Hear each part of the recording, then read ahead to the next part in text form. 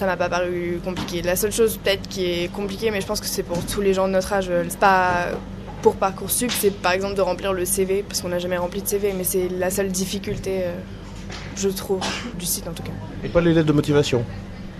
Les lettres de motivation, c'est toujours un peu long à écrire et ça, mais là, comme c'est limité en caractères énormément, du coup, non, c'était pas particulièrement compliqué. Enfin, on apprend dès le collège à les écrire, donc...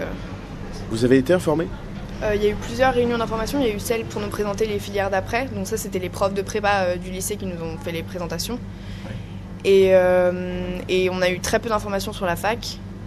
Mais après, on a eu une grande réunion sur Parcoursup où le proviseur nous a expliqué comment les affectations allaient se faire. Donc l'histoire de valider le oui en une semaine, qu'à chaque fois il faut dire si le vœu en attente on veut le garder ou etc. Donc ça, il nous a expliqué ça et après et qu'il fallait aller s'inscrire après dès qu'on avait notre affectation. Mais du coup c'était très détaillé, donc comment ça va se passer, c'est assez clair pour nous.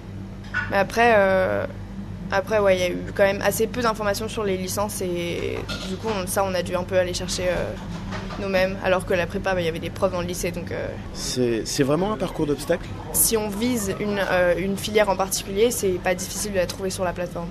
Mais après, je parle pour les licences et la prépa, je sais pas pour l'apprentissage et les autres filières qu'il y a. Comme j'ai pas testé, je peux pas dire si c'est compliqué ou pas de remplir. Mais ça, je pense que c'est plus lié à choisir son orientation plutôt qu'à la plateforme, parce qu'on n'est pas censé non plus vraiment découvrir les possibilités qu'on a en ouvrant Parcoursup. Ça, c'est un travail que... moi, je mets pas cette responsabilité-là dans Parcoursup, de me guider à travers mon orientation. C'est juste m'affecter. Il y a des choses qui vont venir un peu plus tard, il va falloir patienter. Sur quoi exactement?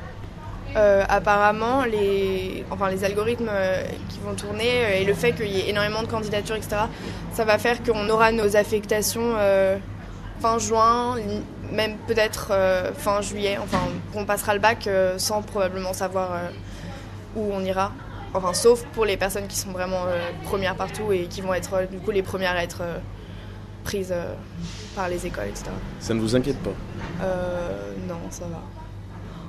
Si, mais du coup, je me dis que ça me laisse plus de temps pour choisir. Moi, c'est plus la question du choix qui va se poser, quoi.